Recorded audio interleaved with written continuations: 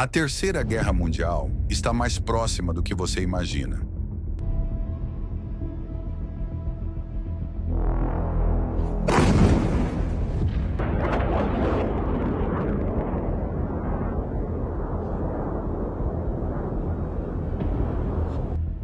Enquanto o mundo se distrai com conflitos visíveis, existe um embate silencioso, mas perigosamente inflamável, acontecendo nas sombras.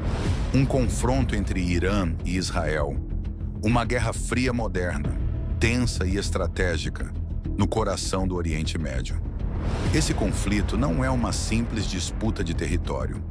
É uma colisão ideológica, religiosa, nuclear e geopolítica. Um jogo de poder que se desenrola há décadas. E o mais impressionante, eles já foram aliados. Antes de 1979, Irã e Israel cooperavam ativamente. Eram duas nações não árabes cercadas por regimes hostis, unidas por interesses estratégicos comuns. Trocavam tecnologia, inteligência e apoio político. Israel via no Irã uma ponte para o Golfo Pérsico. O Irã via em Israel uma aliada contra o pan-arabismo e o comunismo. Mas tudo mudou com a Revolução Islâmica. O plebiscito no final deste ano deverá ter como capital religiosa a cidade de Qom. O nosso enviado especial ao Irã visitou a cidade. Qom é a capital espiritual da Revolução Islâmica que derrubou o Shah do Irã. Aqui são formados futuros mulas e ayatollahs, o clero islâmico. Aqui é a cidade do líder supremo da Revolução, Ayatollah Khomeini. Aqui, em junho de 63, Khomeini desafiou pela primeira vez os poderes autocráticos do Shah e a legitimidade da monarquia. Em resposta às palavras do Ayatollah, os habitantes de Qom desceram às ruas. Choques com a polícia provocaram centenas de mortes. Khomeini foi preso e enviado para fora do país. Durante 15 anos de exílio, as mensagens de Khomeini eram disseminadas através de Qom a todo o Irã. As 8 escolas islâmicas da cidade sagrada formaram dezenas de milhares de mulás, todos conhecedores do Corão e opositores da dinastia Pahlavi. Hoje, com Khomeini no poder, a militância islâmica dos habitantes de Qom está mais viva do que nunca.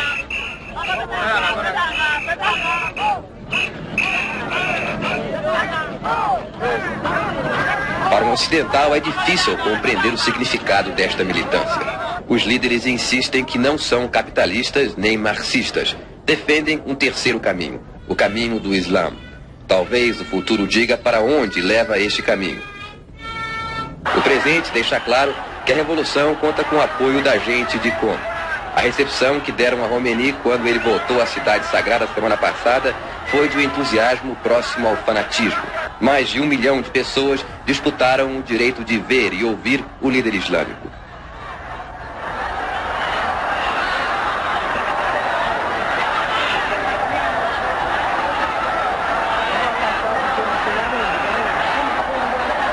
Quando falou, Khomeini disse que voltou a Qom para ficar. Segundo assessores do Ayatollah, a mudança para Qom não significa que ele vai abrir mão do poder que exercia como chefe e símbolo do movimento que derrubou o Shah. Sem dúvida, outros líderes religiosos que permanecem em Teherã vão exercer cada vez mais influência nos destinos da revolução. Em 1979, o regime monárquico iraniano foi derrubado por uma revolução liderada por clérigos xiitas. Sob o comando do Ayatollah Khomeini, o Irã rompeu com o Ocidente e declarou Israel como um inimigo existencial, chamando-o de Pequeno Satã.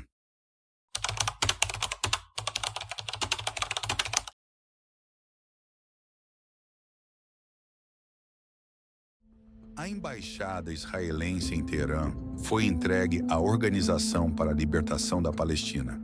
Cidadãos iranianos foram proibidos de viajar para territórios ocupados. A ruptura não foi apenas diplomática, foi doutrinária, ideológica. A partir dali, Israel se tornou peça central na retórica de resistência do novo Irã. Essa transformação tornou o conflito praticamente insolúvel.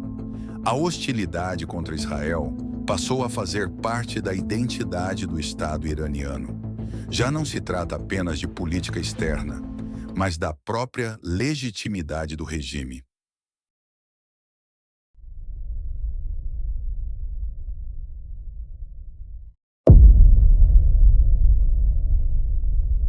Ao longo dos anos, essa rivalidade se fortaleceu. O Irã adotou uma doutrina anti-sionista, pró-Palestina, e passou a financiar grupos armados que combatem Israel. Hezbollah no Líbano, Hamas na faixa de Gaza, Houthis no Iêmen, milícias xiitas no Iraque e na Síria. Israel vê essas conexões como tentáculos de um cerco crescente e reage com força. Bombardeios cirúrgicos na Síria, assassinatos de líderes e cientistas iranianos, ataques cibernéticos contra usinas nucleares, operações secretas por toda a região. O centro de toda essa tensão é o programa nuclear iraniano. Criado originalmente com o apoio dos Estados Unidos nos anos 50, ele foi interrompido e depois retomado com a ajuda da Rússia e da China. O Irã afirma que seu programa é pacífico, mas o mundo suspeita. O processo de enriquecimento de urânio, necessário para produzir energia, também serve para fabricar armas nucleares. Basta aumentar o nível de pureza do material, de 3% a 20% para uso civil, acima de 90% para uma bomba. A Agência Internacional de Energia Atômica monitora o programa, mas o Irã já ultrapassou diversos limites impostos em acordos anteriores. E hoje está perigosamente próximo do que os analistas chamam de threshold, o ponto de não retorno.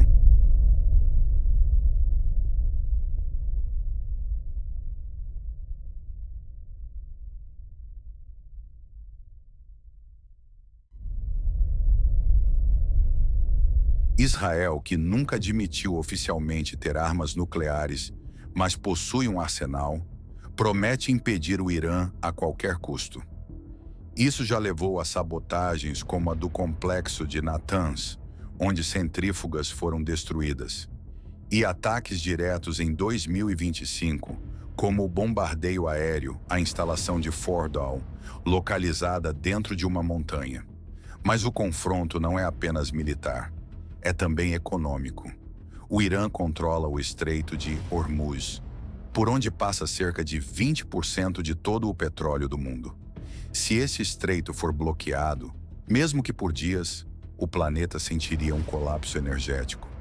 Preços do petróleo disparariam, bolsas de valores cairiam, uma recessão global poderia ser deflagrada, e tudo isso poderia começar por uma simples faísca. Um navio atacado, um míssil lançado, uma base atingida, um cientista eliminado, um erro de cálculo, um excesso de confiança. A guerra não precisa ser declarada para começar. Ela pode simplesmente acontecer. O conflito entre Irã e Israel não é apenas uma disputa entre dois países. É um barril de pólvora com alcance global. Uma rivalidade ideológica e geopolítica com ramificações em todos os cantos do planeta. Uma guerra fria do século XXI. Um jogo de sombras onde o menor movimento pode desencadear uma reação em cadeia. A Terceira Guerra Mundial pode não começar com tanques cruzando fronteiras. Pode começar com um drone, um ataque cibernético, uma sabotagem nuclear. Pode começar no deserto, entre dois países que vivem em guerra, sem nunca terem se declarado oficialmente em guerra. E quando começar, pode ser tarde demais para impedir.